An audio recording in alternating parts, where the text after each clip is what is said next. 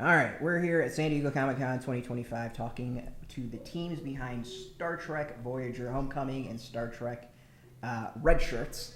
So first things first is like, how does it feel to work on Star Trek? I mean, this is a iconic series, property, massive fandom. Well, I mean, yeah, It's a totally dream. awesome. We're all three of Literally us are been like, a it's dream the my whole best. life. Yeah. Yes. It's the best Same thing. for me. Yes. So we'll start with Red Shirts and then go to Voyager. So Red Shirts, the interesting one for me is it kind of is like it started as a meme, right? Like it was the inside joke of Star Trek going back for. I think if you probably went back, I mean, I bet you Trek fans are like, I'm sure they would know, right? Yeah. Like that. If you're in a red shirt, likely. Yeah. But I think then the internet found that as kindling, and then off you went. It became like know. a pop culture thing. Like, Yes. that goes beyond Star Trek. Yes, and then John Scalzi wrote that wonderful novel, and yes, it's It's interesting with the comic though is it feels like it does a great line of balancing the joke with keeping it serious, right? Like Yeah. So I was actually just talking to someone downstairs at the booth yesterday about this, where the book is essentially me over 5 issues making the joke not funny anymore. It's like taking the fun out of the red shirts joke. But I mean, I think it does start fun, right? And I think so. There's a huge kudos to Megan Levins, the artist on the book, and Charlie Kirkhoff, the colorist, Jody Troutman, who did the lettering, just because they really set up the world. And with Red Shirts, we were very particular where now with things like Strange New Worlds, that era of Trek has been seen in different capacities, right? So it doesn't feel like Strange New Worlds, which is kind of more contemporary, and it feels like you're right there and living with them in that moment. We're literally doing 60s hairstyles on these people, right? We're trying to lean into that. It's all the candy-colored square buttons and the computer voices that start and stop. And we want to have that vibe so that you can have a little bit of remove and enjoy the way into the story, which is here are the people that are expendable in Starfleet. We know that not a lot of them are going to make it. But it's the kind of age-old thing that the longer you spend with these folks over the course of the next 5 issues, the more you're going to get to know them, and I hope like them and root for them and want them to survive. And so when they don't, I think it'll be more and more of a gut punch. I think issue 5, which is our finale, will be a rough one for some folks. And there's some pretty heavy twists in there that I don't know. I actually wonder if people in Star Trek fandom will get mad at me for the first time. I've actually avoided it for 3 years, but they might get mad at me. But I think that's the fun of it, right? So I think it's that, and also just seeing these people as people, right? Which is Star Trek is amazing at. Just you take all these different species and aliens from all across the quadrants, and you see them and can joke with them and speak their simile metaphor languages and bond with them. So Red Shirts are no different. That's the idea of the book. with the first issue, the thing of it, there's some brutal like. They get If a you beating, think the right? ones in issue 1 are brutal, like wait, I mean, like yeah, like issue like. Because I think there's a couple deaths in 1, but then there's some big surprises in 2 that are just rough, like in all myriad ways. There is the 9-panel spread of red shirt deaths that's pretty great in 1, Yeah. but the character ones are I would say the lighter of the fare that are to come. Knowing they were expendable, did you have fun coming up with ways to? Oh yeah, Often, right? absolutely. And I think it was also like, and also there's kind of that pentameter of which ones do you want to feel a certain way, right? So, and which one, it was almost kind of like the death had to match the personality and the identity of the characters in that moment in the drama, right? So it's like this one's going to be hard-hitting but also graphic, or this one's going to be tragic. This one's going to feel kind of devastating and quiet, This one will be kind of sweet and wistful, but also very much like a classic red shirt death. There's all these things that I really went into it. So on to Voyager. Mm-hmm. So I read the first issue. It's interesting in that like the big thing is they got home right in the series. Yeah. And the first issue you take them away from that. Yeah. Like where did that idea come from? Because it's very simple. Like the series ends, they're home. You're like, yes, there's kind of like this release that they made. Finish their journey, and it immediately is like, oh no, we're pulling the rug out from under you. They didn't quite finish the journey, or at least as we expect it. So where did that come from? I think it was a combination of sort of the thrust of Voyager when you're watching it is that nothing ever goes right for them, ever. It always goes wrong, right? And so that feels very Voyager thing, like you got home but you didn't. But also, for 7 years you wanted to see them reunite with their families so bad, right? And you wanted to see those reunions we didn't get to, and that was heartbreaking. And it felt thematically, writing it, I mean, you can add to this if you want, but I felt like the place for that to happen was at the end and not to open with it, right? Make you wanted a little bit more. Have a reunion and a homecoming. Look at We this were one. here the whole time. Pull wider and you'll discover. But yeah, I mean, that's the thing that was interesting. It was like, it seems like you went out of your way in some ways to make sure to hit that emotional punch. Yeah. Of like, because I noticed there was a few times of, we want to get to our family, and it's just like, no, we're not quite. We're going to delay that a little bit. Yeah. And it seems like that was a very purposeful choice of like hitting that emotional punch. You talk now. Oh. You definitely, it was definitely an integral part of the pitch to be like, we want to see them with their families, because that's the thing that no one ever got. And that was a lot of fun. And another thing we wanted to do was like do something with Seven, because like you see her here and she's more stiff and rigid and very much different from how you see her later in Picard. So we wanted to do some stuff with her character and say, let's put her on that journey a little bit, like where she finds herself, her real, the personality that hasn't yet come out that we're going to see later. So that was a lot of fun too. And on to the third. We're talking Last Are we Starship. talking about a third book here? Just in time. You sure? Just in time. You guys sure? Yeah. Okay. It's I'm interested to hear about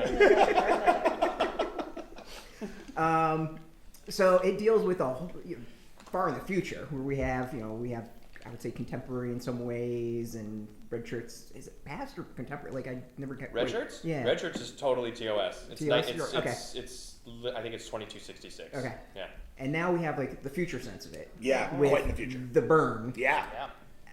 So I'm not that adept at Star Trek. I'm like not Good. So This book's for you. Yeah. Is the burn new? Is that like a thing that's been talked about before? So the burn is the thing that was planted in Discovery season 3. So one of the new shows, right, Discovery, after its first 2 years, did a huge time jump, right? They sort of started in that 2263 era and then jumped forward, like sort of pre that, and then jumped forward some 700 years. And by the time that they got to the other side of that, the sort of big twist of that era is when they arrive, the Federation has been gone for 100 years. What we know of as effectively like kind of eternal Star Trek canon, which is the United Federation of Planets, Starfleet, the Klingon Empire, the Romulan Star Empire, all of these things, none of these things exist anymore. And that and that is explained not simply by saying, oh, well, 700 years have passed and an enormous amount of history has happened. No. One thing happened. 100 years ago, every single dilithium engine in the galaxy exploded. And when that happened, I mean, an uncountable amount of people died. Like, we use billions to be like, to say it easily. It is easily closer to trillions if you actually do the math, which we've had to do. It's really macabre. And one of the things that you figure out there, and they sort of say that, and then Discovery spends a season uncovering what that was, why it happened, and how it won't happen again, so that they can start rebuilding the Federation on solid ground. What we wanted to do was take that setup of what it must have been like to live through that event, that real gut punch, which every Star Trek fan, I think, experienced watching a screen full of starships explode, but which must have been very, very different to actually live through moment to moment and say, what is that like to live through moment to moment, the collapse of something that feels eternal and immortal and constant, right? How do we look at this thing, this utopia that feels like it should live on forever, that the efforts of Kirk and Janeway and Picard and Sisko and every Archer and every character we've ever met, they've all put their efforts into making this thing, this beautiful, eternal thing. What happens when it burns? How do those people who are there on the ground for that hold that in their heart and keep it? How does the Federation survive even as the Federation doesn't survive? And that felt like a very relevant question to be asking right now as we look at a lot of institutions that feel very permanent and feel very constant and feel very a threat. And you start to realize that if we don't save it ourselves, if we aren't the people who save it, then it won't be saved, right? And that felt suddenly very relevant, very core. I felt like a great way to invite new people into Star Trek, because you don't need to know a damn thing. You just need to know what we're going to teach you within the course of the book, and you need to know what it feels like for your institutions to start failing on you. And I think that everybody kind of knows what that's like right now. So we can start everybody from square one. So the question is about redacted, and the redacted thing is redacted. Well, whenever you're dealing with a licensor, obviously you need to make them comfortable with you. And after all of our years with Star Trek, I think we've built a really good relationship with Paramount to the point where they really trust us with the toys. So when we walk in, we're like, hey man, we really want to use redacted, but in a way that you have never seen it before. We want to elevate it, and we want to once again create something new for audiences who might have heard of redacted, but need a new context to get into it. And that's really, once your licensors, in this case Paramount, start to really see the heart and the emotion that you want to start to pour into these, and the respect, right? That's always the key, is you have to respect these characters, and you have to not break their legacy. And, as at the end of Last Starship, I think by the covers, people know, James T. Kirk is back. And that's the wrestle that we had to make, because his legacy is so important. If this is, theoretically, the coda on that, we needed to not damage him. We needed to keep the respect for the character, even though now he started at the beginning of Starfleet, at the beginning of this legend. He's now looking at the end of it. So the point here is we needed a character to see the entire scope of history and know really, truly what was lost, which is a gut punch. Right, this is not a Kirk who's going to be in charge and a Kirk who's going to be like really, basically he's looking at everything that is burning and saying, I built this and now it's gone. It's funny, in Star Trek Year 5, which was our first sort of ongoing Star Trek work, we were tasked with telling the story of James T. Kirk returning to Earth at the end of the 5-year mission, and what it was like to sort of write the series finale of TOS and connect that to the motion picture, where we find Kirk as a man who is unhappy with how his life has turned out, who is living a desk job when he wants to be on the bridge of an Enterprise, right?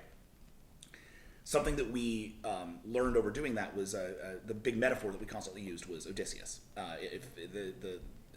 Kirk was raised in a classics library. That's a weird thing that they mentioned once. Like his dad had a huge classics library, and that's where he used to go all the time. And fortunately, so did I. So I was really excited to just take all of this Greek classics knowledge that I've been holding on my back for no reason and inject it into Kirk. Odysseus is at his heart a pretty tragic character. Things turn out okay for him, all things considered, but he goes through an enormous amount of tragedy to get there. And I think one of the things that we wanted to do in looking at Kirk in Year 5 and then bringing him back here is embrace the fact that he's sort of tailor-made to be a tragic character. He's a really beautiful, tragic man who will never really get the thing he wants. He's a terrible father who eventually lost his son to violence that he finds himself responsible for. He is a man who's dealt with bigotry and racism. He's a man who has dealt with his own sense of worthlessness. He has dealt with his own death, a couple of times over. He's a character who has really been through all of this, all the ringer. And so to bring him back here at the end of all things and say, is this something that you can save? Or is this another thing you have to learn to lose?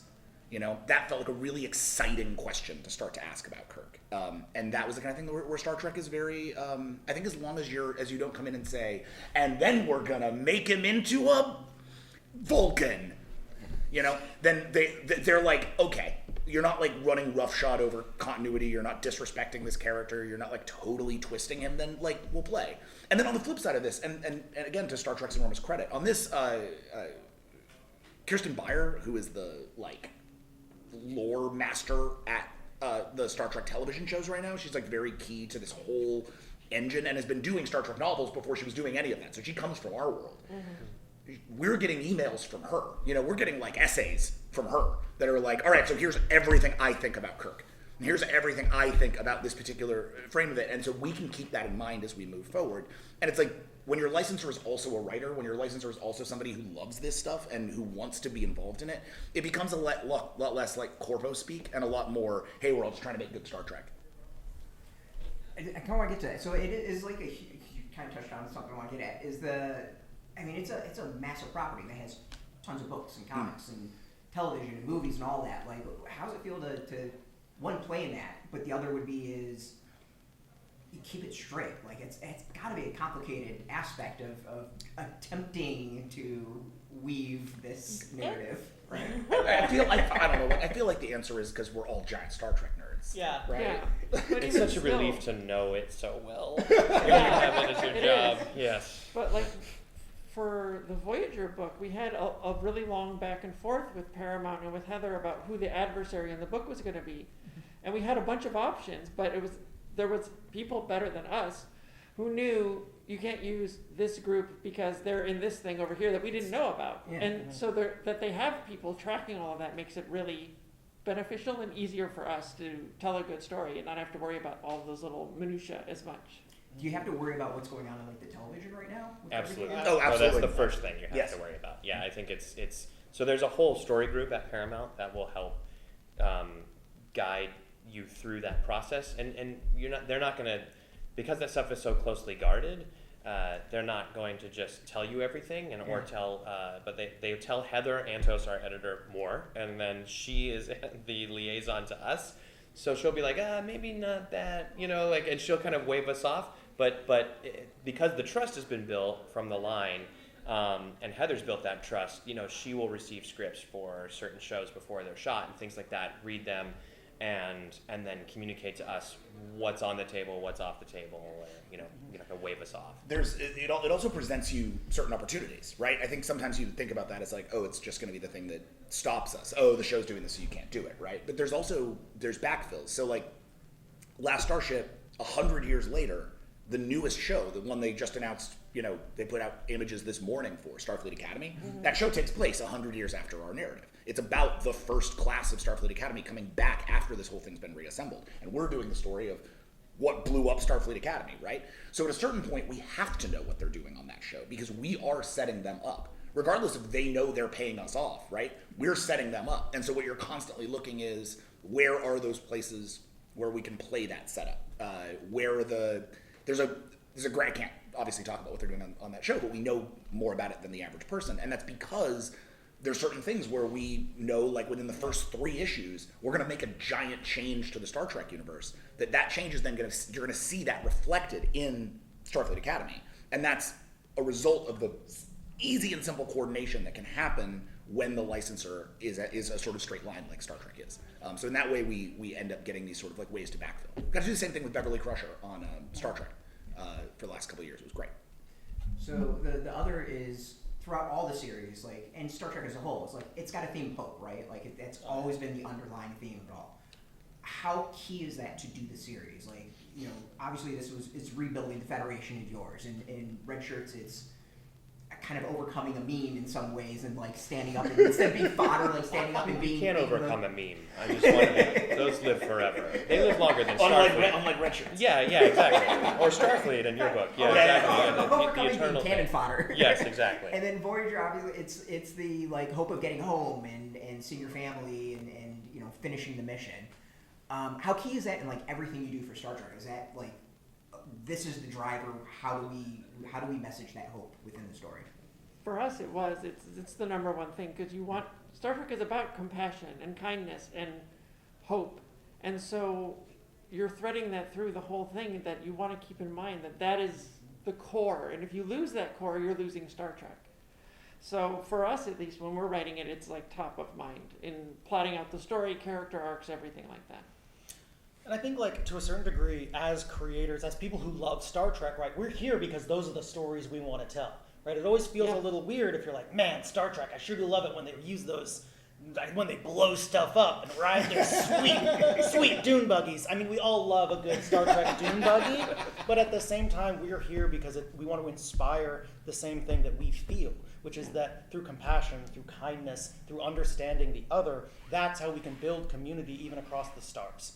Right, and I think that's just so true to the kind of stories that we want to tell. That's why we fight tooth and nail to get to this spot, because that's the kind of thing that we want to put out in the world. It's funny. Sorry. I was just going to say that, like, I think this is something I was talking about yesterday. Was I think what's interesting about Star Trek is it starts with the major melody is exactly what we're all talking about, which is that hope, that idealism, that our best selves put forward into the galaxy, right?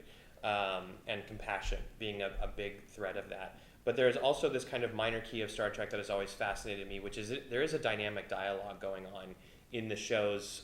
I think TOS starts to have some of this just in terms of what those characters witness and take in and come to realize. Kirk being chief among them. I think for like a swashbuckling captain, he sure does like get told he's wrong a lot in TOS in the 60s, which is incredible. And I think that is carried forward even more so into the subsequent series. For every bold move towards colonization, you get things like the Maquis separatists who are saying, you don't stick up for us, this is our land, and you get territorial disputes, you get threats of imperialism, or people looking at Starfleet and saying, what is your right to come in and bring your grand vision to our place, right?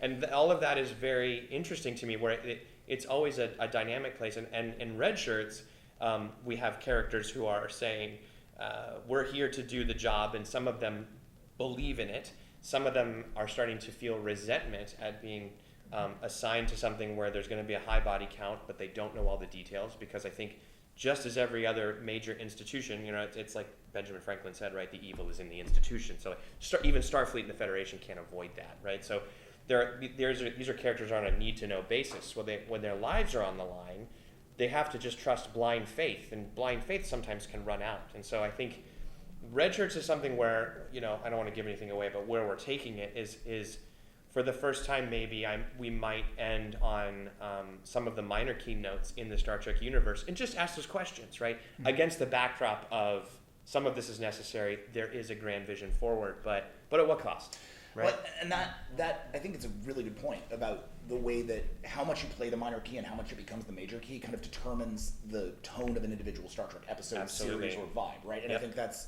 we were together yesterday talking about our favorite episodes, and I sort of spurted out in the Pale Moonlight, which is a DS9 episode that is legitimately all about a Starfleet captain falsifying evidence of a murder and ultimately ending up committing a murder in order to keep an ally on side during a war. And it is and the framing device is the captain looking at the camera, having a drink of whiskey, and telling you this, and admitting to the amount to which he has sold his soul to do this, the amount to which he has compromised his ideals, the amount to which the minor key has become the major key in his life. Deep Space Nine was always the best at this. That's why people love it the most. And then and then the episode ends by him erasing the record. And you, the audience, are the only one who's been let into this secret, right? And it feels, at the time, it feels like the first time I saw The Burn. It feels like a betrayal. You're like, oh my God, I can't believe that now I have to carry this forward as something that exists inside of Star Trek. Doesn't this hurt my ideals? Doesn't this hurt my sense of the utopia? And I think the deeper in you get, the more it's really important to always remember that they are still people. Mm-hmm. That the much vaunted Roddenberry box of these people have evolved past fear, and they've evolved past bigotry, but they've also evolved past jealousy or grief. It's like at a certain point, of course they haven't. Of course they haven't. Of course these characters have to understand what it's like to have human emotion so that they can be accessible to people. What they've done is they've learned how to cope with it and express it better. They have grown up in a society that incentivizes more compassionate thinking, that incentivizes kindness, that incentivizes thoughtfulness, and that doesn't mean that those things don't exist inside of them. It just means that they are more disciplined inside of them. And I think watching how much that discipline can hold these characters together, how much you can make, how much these characters can be their best selves in the worst of times. And when they become their worst selves, shoot, I messed up. I need to not do that again. I need to find my way back to goodness, right? That's Star Trek to me. It's not about a bunch of perfect people in perfect hallways doing perfect things. It's about actual people struggling to be perfect and failing and succeeding in equal measure, and ideally succeeding a little bit more than they fail, because I think that's really what Star Trek is. It's the hope. I totally agree, because there's so many things in Star Trek, where first contact maybe doesn't go like they thought it should, or maybe they didn't follow the protocols, or the protocols aren't up to snuff. Exactly. Right. And Voyager was a great example of this. They're meeting all these new aliens. There's no Starfleet to check with. They're just there. Yeah. And they made a lot of people mad. Voyager made a lot of people mad. I think the Voyager has to work for it. It's one of the things I really like about it. It's something we're actually we talked a lot about in heading into Last Starship, was how can we evoke that, especially that kind of season 1 Voyager flavor of are we gonna keep wearing these uniforms? Like, Yeah, are we yeah. gonna keep? Are we gonna Are, still be are we Starfleet? still Starfleet? Do we Yeah. still have rules and regulations? Like, are we still calling you a That's captain? one of the things we really wanted to get into with Janeway is that she's done some things. Like she always tried to maintain her ideals, but her main goal was to get them home. And so what happens if everything you did to get them home, you don't get them home? It's snatched away at the last minute. What do? How does that weigh on you? What does that do to your conscience? And so. And what if one of those enemies pops back out and says, you know what, you guys are kind of jerks? Yeah. Yeah. So final question.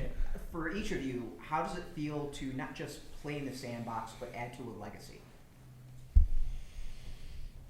That makes it sound so serious. I know. Yeah. Add to a Yeah, legacy. This is something that's been around for... It's one of the oldest, 60 certainly years, maybe the roughly? oldest cinematic Yeah, universe. like It's one of the oldest combined universes, unless you go back to like Edgar Rice Burroughs. Yeah, Yeah, exactly. so I mean, it's a big deal, and I Yeah. mean, it's going to be around for decades to come, and people are going to be enjoying it, and you're adding a piece of the puzzle to me. Yeah, It's a pretty cool- intimidating, Yeah. but like so many people involved are fans, and so a lot of it's fun too. It's really fun, but it's also really gratifying to take like the one property and like all of these IPs that are out there, the one that is the most about coming together, celebrating your differences, putting hope into the world, and get to add just a little bit of a corner to that universe is a beautiful thing. It means so much to me to be able to give back that way, because Star Trek has given so much to us.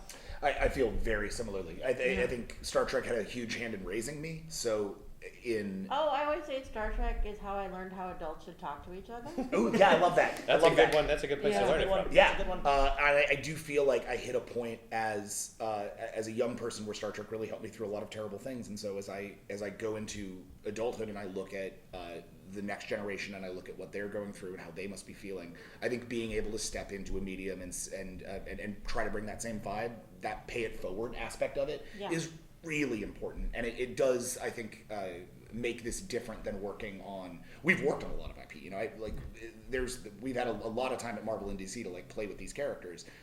It's not the same as Star Trek. I've been saying this a lot this weekend. Like, Star Trek is a really special IP. It's a really special story world. It's a really special group of people. And especially now under Heather's leadership, it's become a really fertile place for incredible comic storytelling. Not just like great stories, but like great comics that all feel different and have different vibes and different art and the cover programs are insane, and like how we have been able to stretch this medium under Star Trek. I feel like at this point now, because the intimidation factor is worn off for me, I guess, I've been doing this now for almost 7 years. The thing that is now hit for me is I'm just really, really grateful. Like, I'm really thankful that of all the times and all the Star Trek lines and all the ways in on this IP, that this was when Collin and I got to jump onto this and live here for this long. It's given us a home for many years, and so it doesn't really feel like we're adding to a legacy. It feels like we're building a thing. It feels like we're inside of the legacy now, and now we're just I don't know. We're the dilithium crystals. We're trying not to explode. Last Starship. All right. That's it. I appreciate it. Thank you all. Thank you guys so Thank much. you. Thank you. Thank you. Hey, thanks for watching the previous video from Graphic Policy Television. Just by watching, you help support our site. Thank you so much. Now, if you're watching these videos, you probably care about geeky things like movies, television, comic books, toys, games, video games, you name it. You can go and subscribe right now to our YouTube channel to stay in touch and catch all the new videos, or check out our website at graphicpolicy.com. There's a nice link on this end of the video. But as always, thank you for watching. Keep on rocking and keep it geeky.